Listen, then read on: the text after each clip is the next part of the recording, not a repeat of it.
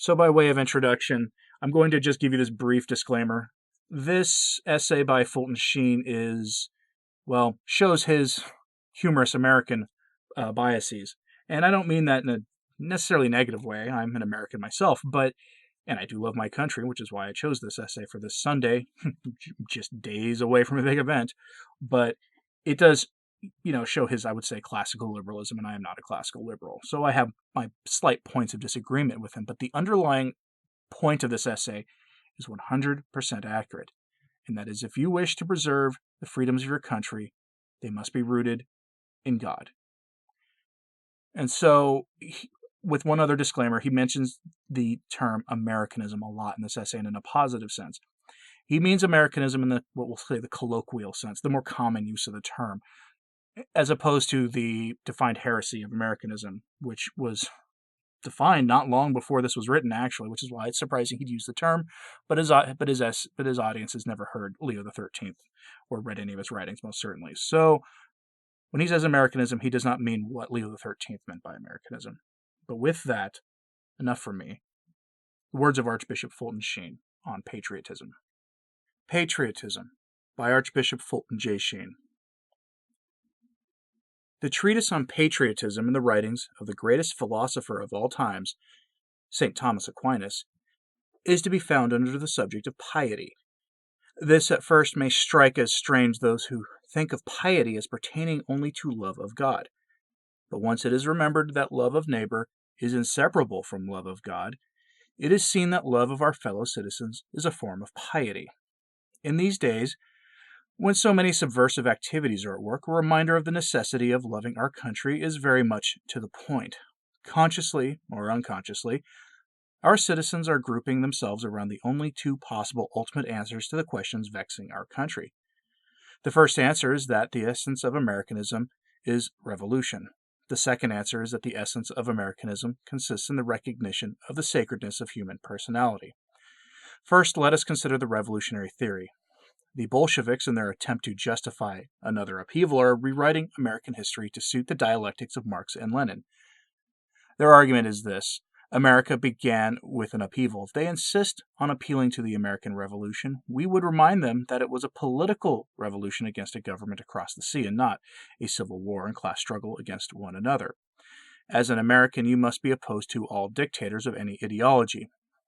The Bolshevik trick is to accuse all who are opposed to their ideas of being fascists. This is not true. Because I dislike Russian caviar, it does not follow that I am mad about spaghetti or Wiener Schnitzel. The best way to keep fascism out of American life is to keep out communism. The essence of Americanism is not revolution, but the recognition of the sacredness of human personality, and the inherent inalienable rights which every man possesses independently of the state. That is why, when our country began, our founding fathers were most anxious to find some basis for human rights, some foundation for human liberties, some guarantee of human personality which would be above the encroachment of tyranny and abuse. But where we find the basis for the right of a man to be his own master, captive of his own soul, free in his own right to pursue his ultimate end with a free conscience? Where root and ground the right to own property as the extension of personality? Where find the rock of all liberties which would be strong enough to withstand governments and powers and states which would absorb them as the monarchies did and as certain dictatorships do now? For such a foundation, the fathers looked first to England. There the theory was advanced that our liberties and rights are rooted in Parliament. This theory they rejected on the ground that if Parliament gives rights and liberties, then the Parliament can take them away. Next they looked to France, where it was held that the liberties and rights of man are rooted in the will of the majority. The fathers equally rejected on the ground that if the rights of man are the gift of the majority, then the majority can take the rights of the minority. Where find the sources of liberties and the rights of man? What stable foundation are they to be reared? What is their source? The answer they gave was the right one. They sought the foundation of a man's rights and liberties in something so sacred and so inalienable that no state, no parliament, no dictator, no human power could ever take them away, and so they rooted them in God. Hence our Declaration of Independence reads, all men are endowed by their Creator with certain unalienable rights. Among these are life, liberty, and the pursuit of happiness. Note the word used as unalienable. That means that these rights belong to the sacredness of human personality and are not the gift of the state or the dictator, whether of any ideology. In other words, Man's rights to own private property, man's rights to educate his own family, man's right to adore God according to the dictates of his conscience come not from the Constitution, the government, Parliament, or the will of the majority, but from God. Therefore, no power on earth may take them away. This is the essence of Americanism. Now, if the essence of Americanism is the sacredness of human personality as created by God, who is doing most to preserve that Americanism?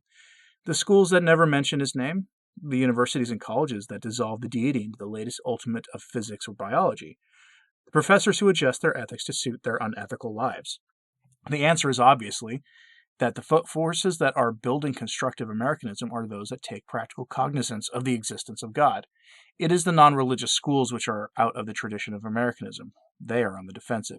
In the beginning of our national life, practically all of our schools and colleges were religious schools. It was assumed by our Constitution and by its spirit that they would be religious. The reason was obvious. If human dignity and liberty come from God, then it follows that loss of faith in him means loss of faith in those liberties which derive from him. If we wish to have the light, we must keep the sun. If we wish to keep our forests, we must keep our trees. If we wish to keep our perfumes, we must keep our flowers. And if we wish to keep our rights, then we must keep our God. It is just as vain to try to keep these triangles without keeping three-sided figures, as to try to keep liberty without the spirit which makes man independent of matter and therefore free. We Catholics are taking religion so seriously in reference to our country that rather than see God perish out of our national life, we conduct 7,929 elementary schools and 1,945 high schools, employing 58,903 and 16,784 teachers, respectively. And figuring on the basis of public school costs, we save the taxpayers of the country an immediate $1 billion building program, and for maintenance, about $139,600,000 every year. Every cent of this money comes out of the pockets of Catholics. And why? Because we believe that the 2,102,889 children in Catholic elementary schools and 284,736 in Catholic high schools have a right to know the truth which makes them free. In other words, we take very seriously the Declaration of Independence which derives the rights of man from God.